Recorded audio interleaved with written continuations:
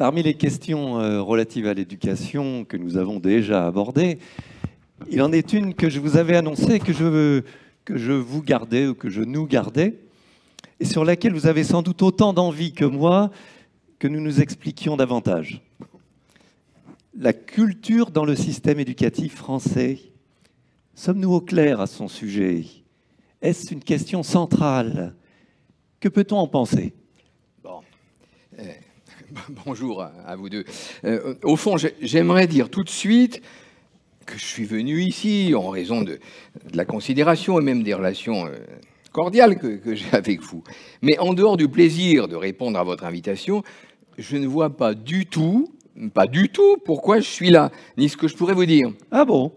Mais pire que cela, pour moi, le fait même que vous réunissiez ce que vous appelez une controverse pour débattre de la culture scolaire est caractéristique d'une entreprise de mise en doute et de démolition de l'école de France à laquelle, malgré l'excellence sans doute de vos intentions, vous ne faites jamais que contribuer.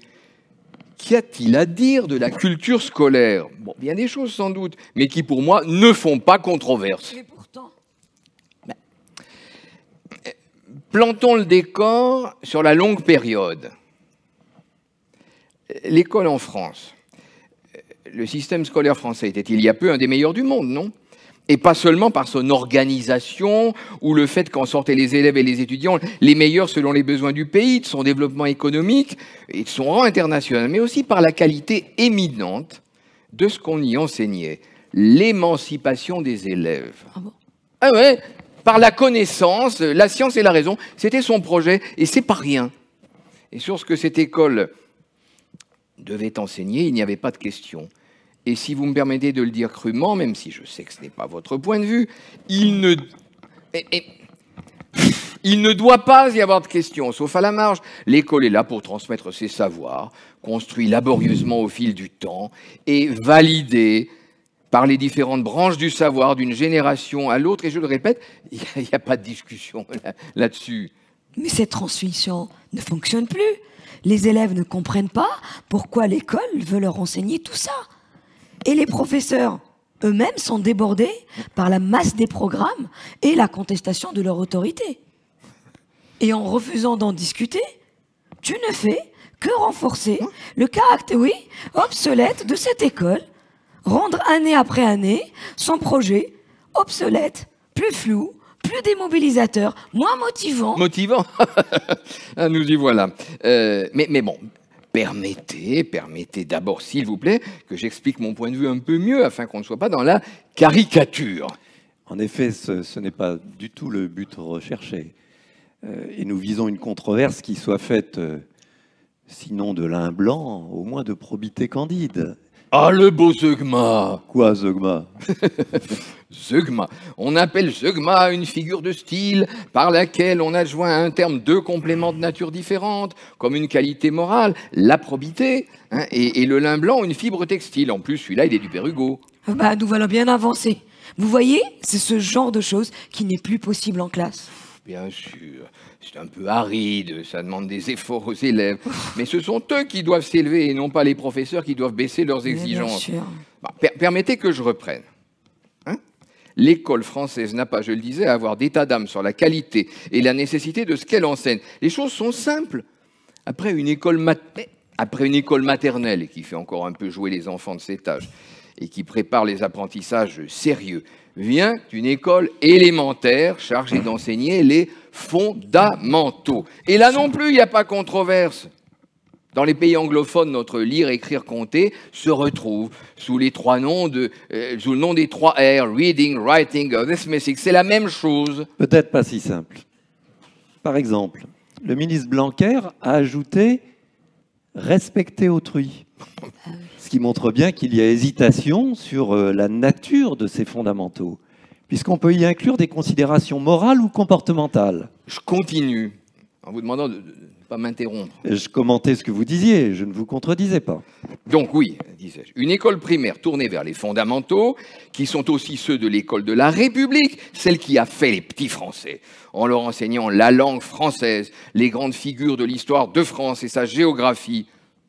Ah, tu nous replonges en 1914, la ligne bleue des Vosges, aujourd'hui dans un collège de REP. Chut, laissons notre ami aller au bout de son exposé. Ok, mais je le retiens pour tout à l'heure. Ouais, bah, je vous en prie.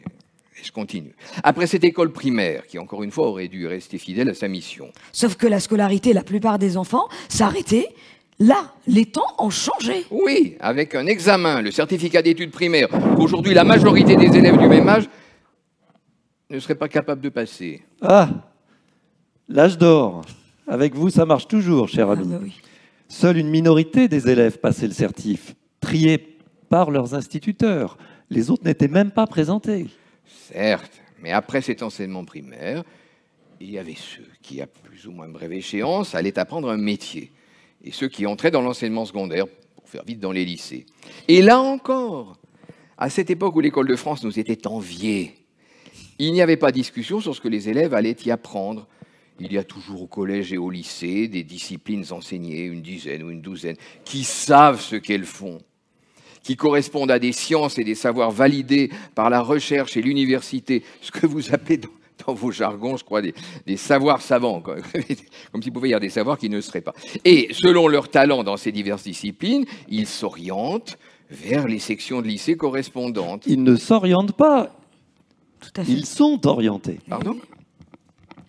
Je corrigeais votre formule seulement. Les élèves français n'ont pas le choix des savoirs qu'ils peuvent ou qu'ils veulent apprendre, puisque c'est l'État qui connaît leur bonheur et qui prend aussi pour eux des décisions d'orientation, conseil de classe, etc. Orientation souvent subie. Ben, vous voulez quand même pas qu'ils s'orientent tout seuls et qu'il n'y ait pas de sélection des élites dans notre pays, mais bon, laissons cela. Je disais donc que ces savoirs étaient et sont toujours définis par des spécialistes de ces disciplines, ce qui vaut mieux qu'ils étaient définis par des ignorants. Me l'accorderez-vous ? Des inspecteurs généraux. Oh, tu parles Donc d'une des espèce- gens qui... Tu parles d'une espèce en voie de disparition. Mais pas seulement. Selon les époques et les matières, on a fait appel à des universitaires et à de rares exceptions près, on s'est toujours mis d'accord sur ce que les élèves devaient apprendre en français, en maths ou en histoire. Donc si vous voulez, cet enseignement du lycée, qui est le cœur de l'école de Tu parles France... ici du lycée général, le seul, a priori, qui existe à vos yeux. Bah, je parle du lycée qui définit le génie de l'école de France. Il répond à la double ambition de former des élèves à des études supérieures qui sont par nature diversifiées et à donner à tous une culture N'ayons humaniste. pas peur des grands mots. Je dirais une culture qui ne marche que sur une jambe. Car on peut faire un baccalauréat général sans sciences, ni maths ou presque, ni art, ni technologie. Mais on ne peut pas en faire sans littérature, sans histoire ou sans philosophie. Mais merci, tu m'aides dans mon exposé en pensant me déstabiliser.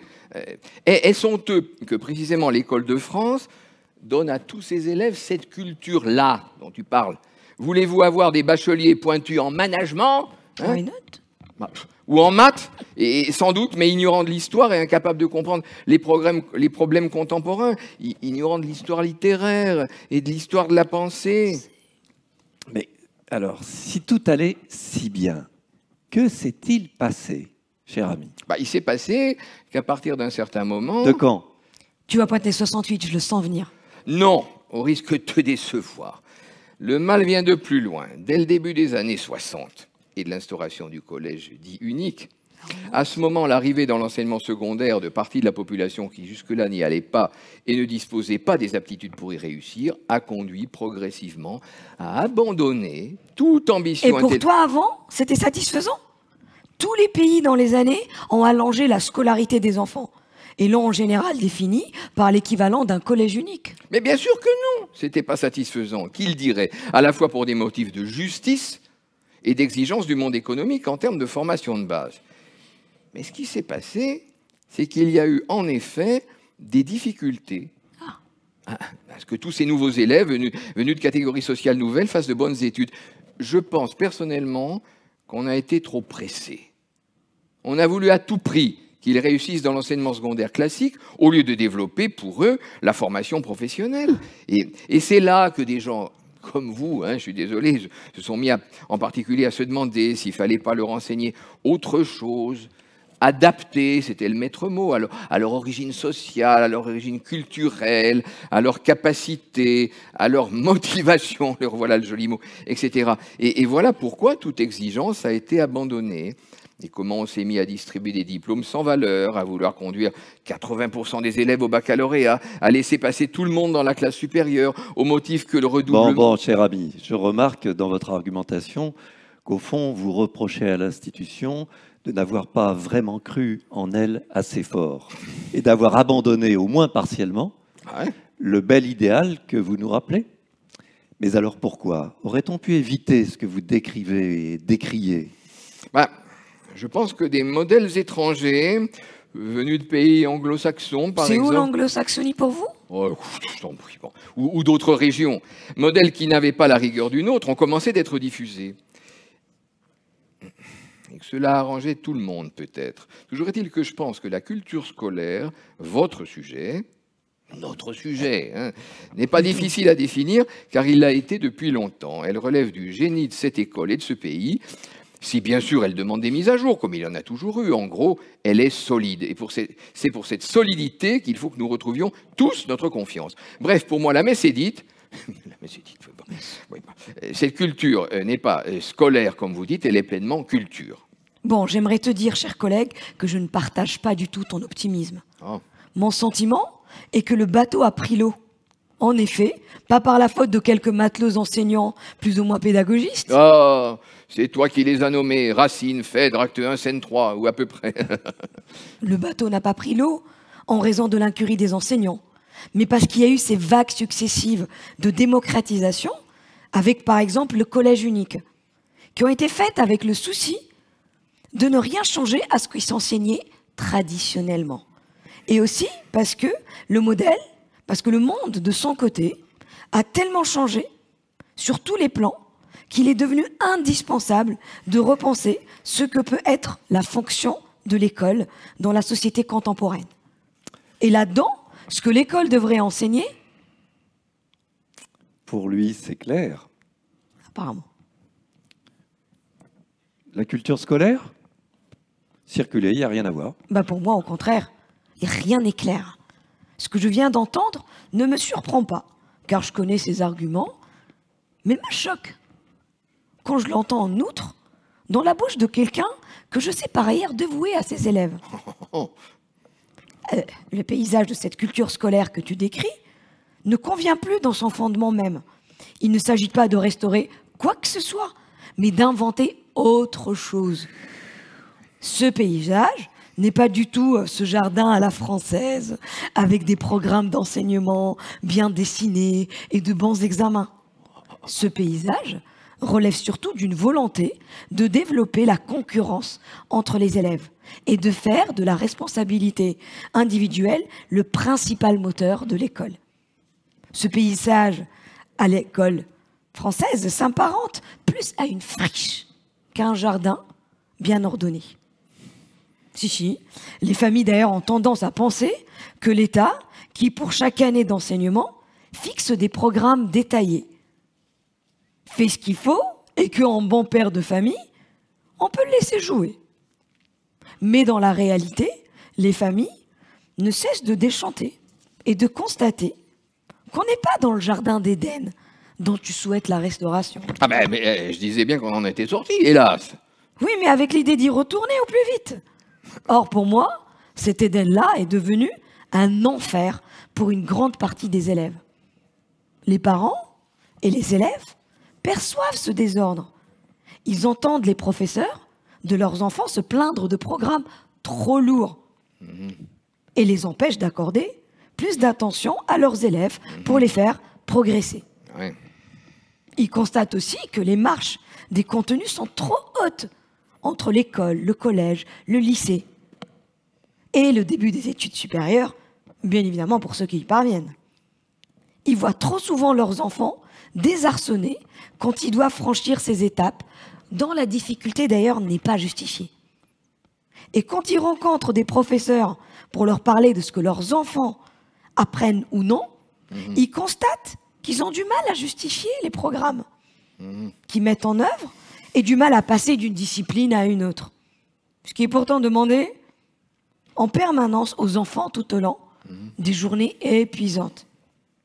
Et vous savez, la réponse qu'ils leur servent, et qui va clore la discussion souvent, mais c'est ce qu'on leur demande à l'examen. Bah, oui, c'est difficile d'apprendre, cela demande des efforts.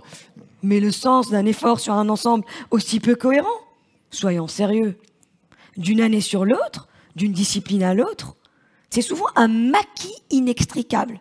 Maquis. Oui, maquis dans lequel il est impossible de s'orienter. Maquis d'ailleurs qu'on retrouve dans les disciplines qui en théorie sont toutes égales en dignité et en intérêt. Ah bah non, parents et élèves comprennent bien que même si officiellement on dit le contraire, certaines ont plus d'importance que d'autres, car elles apportent des chances supplémentaires dans la compétition, comme les maths, le latin ou certaines langues étrangères.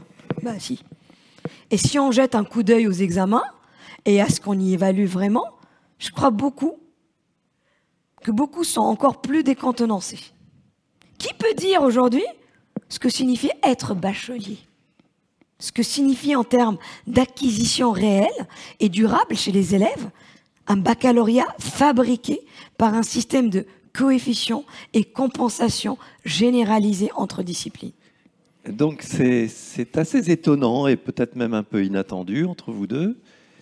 Vous nous présentez l'école, pourtant centralisée, l'école d'État à la française, comme un désordre. Tout à fait. Bah, personnellement, je serais assez d'accord avec cette évocation d'un désordre. Nous divergeons sur l'intérêt et la faisabilité de la restauration d'un ordre qui existait. Non, mais pas question de restaurer un modèle qui n'est pas bon ou qui n'est plus adapté. Par exemple, comment ne pas être frappé du niveau excessif d'abstraction des savoirs proposés aux élèves?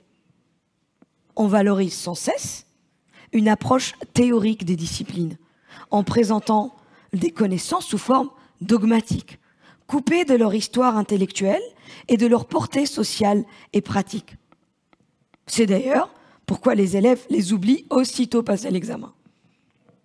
Regardons la place réelle des arts dans les emplois du temps et dans les représentations, ou encore de tout ce qui relève du corps, de la main, de la culture technique. Immense carence des cultures des élèves, sauf pour certains, bien sûr, qui acquièrent cela hors de l'école.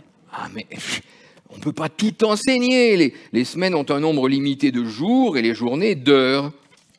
Peut-être. Mais si je regarde alors, non plus ce que tu pourrais appeler la périphérie, mais le cœur, selon toi, de ces enseignements secondaires, est-ce mieux?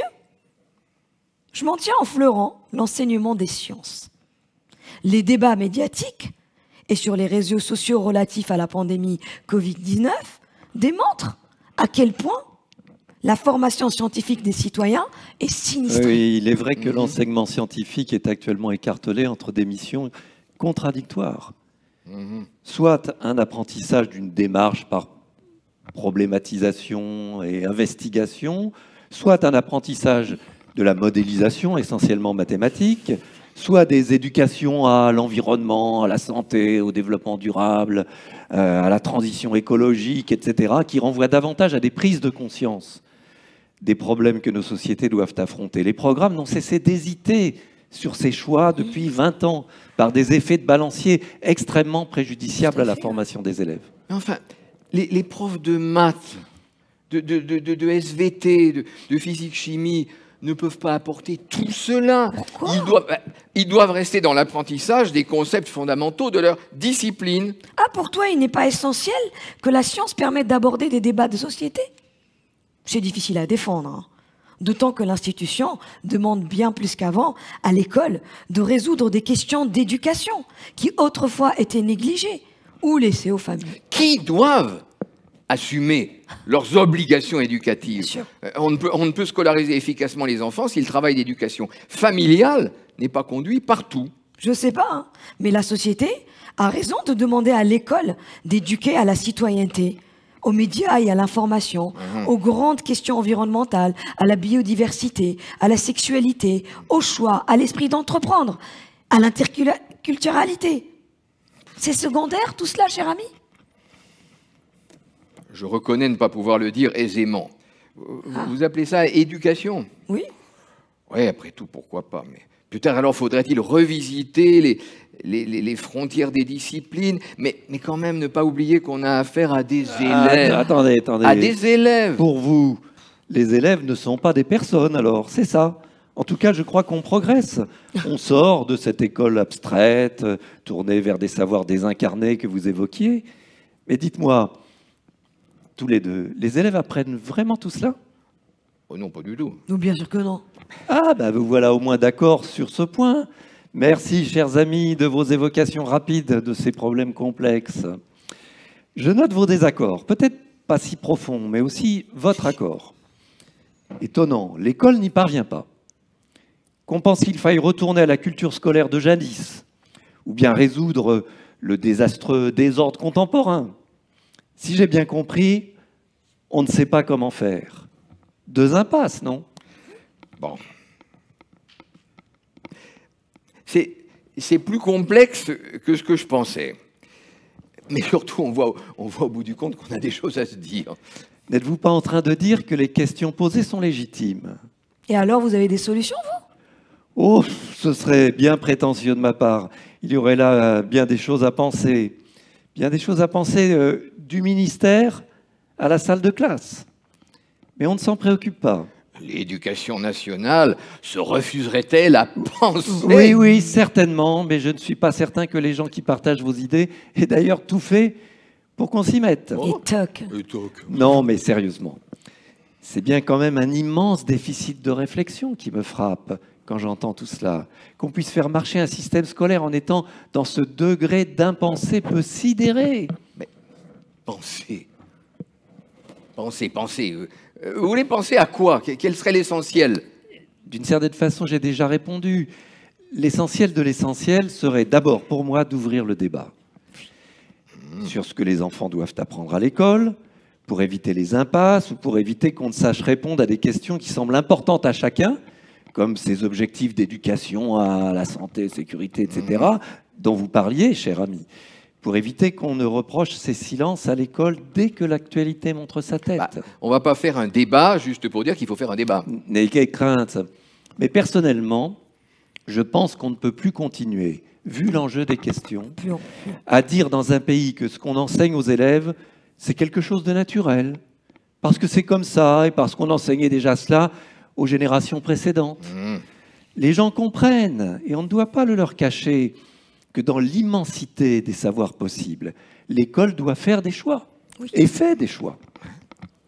Mais ces choix doivent être des choix explicites, et faisant suite à des débats qui, d'une façon ou d'une autre, intéressent tous les citoyens, car il s'agit bien de définir ce que la société attend de son école. Et du coup, dans une large mesure, comment elle envisage la société de demain.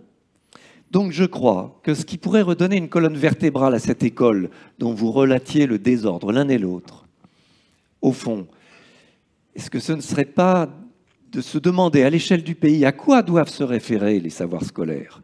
Soit ils ne servent qu'à passer des examens, et là, peu importe, on s'en fiche. C'est à peu près la situation d'aujourd'hui. Les élèves n'apprennent que là où ça va servir.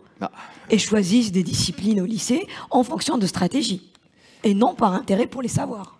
Oui, je disais, soit ils ne servent qu'à passer des examens, soit ils sont importants. Et alors, ils ont un sens pour les élèves. Et s'ils ont un sens, c'est qu'ils sont à mettre en rapport avec des valeurs. Très bien. Or, en matière de valeurs, l'école française n'est pas au clair. Soit elle se tait, soit elle est extrêmement bavarde. Mais surtout, elle n'en fait pas grand-chose par rapport aux enseignements eux-mêmes. Si je vous dis liberté, égalité, fraternité, laïcité, cela vous dit quelque chose, mais je constate qu'on ne tire aujourd'hui la définition de ce que l'école devrait enseigner, on ne tire pas de ces valeurs la question de savoir ce qu'elle devrait enseigner pour que ces valeurs irriguent toute la formation intellectuelle et morale des élèves. Attendez, j'essaie de suivre. Ça, c'est votre premier point. Que la culture scolaire apparaisse comme moins, je sais pas, aléatoire, qu'elle soit au centre d'un vrai débat citoyen. Oui, et surtout non confiée à un ministre, pour solde de tout compte. Ministre dont la temporalité n'est pas celle de l'école. Et qui doit cesser de faire joujou avec les programmes incessamment. Chose trop sérieuse pour être confiée à un pouvoir exécutif qui est forcément de passage. Ok, j'aime bien. Là, vous êtes comme moi, vous voulez aller vers du pérenne. Eh ben, vous voyez qu'on peut s'entendre. Sur ce point, de mieux inscrire l'action de l'école dans des finalités débattues et proclamées, bon, si ça peut contribuer à clarifier le jeu. Bah, définir l'enseignement du français ou des sciences, par exemple, en référence à des valeurs, je m'interroge quand même. Il y a des disciplines qui n'attendent pas que l'État leur fixe une loi exogène et qui risquent de créer un embrigadement. L'État n'ayant pas à se mêler des savoirs à la place des citoyens et de leurs représentants. À juste titre, il s'agirait de valeurs assez haut placées pour qu'il soit stimulant de demander à chaque discipline quelles contributions elles peuvent y apporter. Et peut-être en tirer des conséquences sur la pédagogie et sur la vie scolaire. Je vois à peu près votre premier point. Il est de méthode, mais peut-être avoir des répercussions intéressantes en termes de visibilité à redonner à ce que les élèves apprennent. Mais ensuite, sur le fond, de quel savoir parlez-vous? Moi, je n'ai pas compris. Voyons, comment dire. On a parlé de savoir, trop déconnecté de leur histoire, déconnecté de leur portée, trop abstrait, même quand cela n'est pas indispensable. On a parlé de savoir renvoyant à des disciplines académiques. On a parlé de savoir qui renverrait aux pratiques des hommes et des sociétés. Tout ça est trop complexe. Hein. Bon. Excusez-moi, mais je perds le fil. Hein. Bon, reprenons. Je crois que nous sommes dans un moment d'ébranlement des savoirs, que la pandémie du Covid-19 a rendu plus visible d'ailleurs. Du développement inédit de thèmes complotistes et de fausses nouvelles, de fake news, au tsunami numérique, mais aussi à la réflexion nécessaire à l'échelle de l'humanité sur le réchauffement climatique. Ce moment rend toute sa légitimité à des questions jusqu'ici peu posées sur ce que sont les savoirs qu'il est demandé à l'école de transmettre, ou que vous estimiez, cher ami, réglés une fois pour toutes depuis bien longtemps. Alors, ce que je proposerais, si on devait définir à grands traits les savoirs nécessaires pour tous les enfants humains, ce serait d'abord de se souvenir que ce que fait l'éducation dans le cas de cette espèce humaine précise n'est ni secondaire ni aléatoire. Tout à fait. Mais elle est la plupart du temps la découverte de tout ce que les hommes ont construit au fil des millénaires et dans la diversité des sociétés. Une culture proche de son sens anthropologique. Anthropologique. Oui, ce que les êtres humains ont construit entre eux au fil des millénaires, des systèmes de langue, des dispositifs techniques, des systèmes symboliques, des normes sociales, etc. Bref, le patrimoine de l'humanité, et pas seulement celui de la seule culture française. Oui, je comprends votre définition de la culture. Oui, mais elle n'a rien à voir avec la vôtre. Ah bah, Ah non. Il faut le dire, qui se réfère à une culture française, lettrée, etc.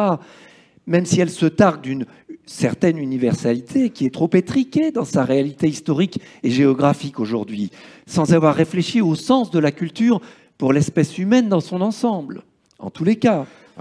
écoutez, je vais vous dire, ce sens du mot culture, à mon avis, est trop extensif. Bon, j'accepterais peut-être de devenir une catégorie de la vôtre. Merci. En revanche, C'est déjà pas mal. Ouais. Oui, mais en revanche, je vois mal l'effet que l'école peut tirer de votre renvoi à cette culture.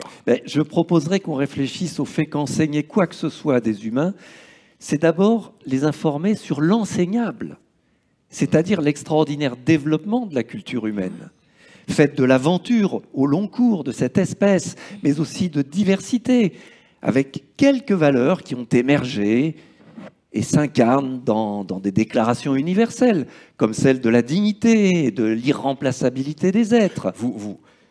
Sincèrement, vous chargez beaucoup la barque que vous trouviez déjà bien lourde. Hein. Attention. Non. Il y a, je crois, à définir en ces années ce que doit être l'école à l'échelle de l'espèce humaine. Au moment où tant d'écoles du monde deviennent des laboratoires de forçage pour diverses compétitions sans fin, ou des terrains d'expérimentation de thèses nationalistes, voire racistes. Mais après, si l'école vise bien à faire entrer les jeunes dans la culture, Elle le fait aussi au sein de diverses sociétés, bien sûr, Ah. qui peuvent avoir des références à des valeurs particulières. Je voudrais préciser un autre axe de réflexion. Qu'est-ce qu'une culture à vocation scolaire? La culture scolaire relève d'une double mission. Introduire les jeunes à la société et aux sociétés au pluriel dans lesquelles ils vont vivre, mais aussi nourrir leur capacité à grandir, à façonner leur personnalité, à apprendre au-delà de la scolarité. Tout à fait. Et là, il nous faut réfléchir sans doute à un nouveau partage ou à de nouvelles complémentarités, notamment entre la famille, l'école et toutes les autres ressources de savoir qui s'offrent à chacun. La famille, par exemple, s'est radicalement transformée et l'école en est restée à une image qui est devenue désuète. Bon, je suis assez d'accord avec ces directions. Mais j'aimerais nous relancer, sur un point. J'ai peur qu'on soit trop tourné vers l'école. Qu'on fasse comme s'il y avait qu'elle dans l'horizon des savoirs de nos élèves. Ce serait, à mon sens, une erreur classique. Car les savoirs scolaires ne seront jamais que des savoirs parmi d'autres. Mais la relation entre savoir scolaire et les autres savoirs n'est, à mon avis, pas à laisser à l'improvisation. Plein de choses s'apprennent et s'apprendront en dehors de l'école. Et c'est heureux. Simplement, l'école doit cesser de l'ignorer ou de considérer tout cela comme peu important. Oui, oui, la culture scolaire, si on retient le mot, ne devrait-elle pas se situer, je dirais, en position de surplomb, plutôt de réflexivité par rapport au savoir que l'école n'enseigne pas? L'école doit aider les élèves à se repérer parmi les savoirs du monde. C'est important. Oui, mais en connaissant aussi les divers statuts. Ne devrait-elle pas aussi avoir cette fonction au-dessus des savoirs qu'elle enseigne, de donner aux élèves des éléments d'une sorte de cartographie qui leur permettront en particulier d'apprendre au-delà de l'école formelle et de la scolarité, au long de leur vie? Qu'en dites-vous? Je suis tout à fait d'accord. Ouais. Chers amis, je vous ai écouté. C'est bien.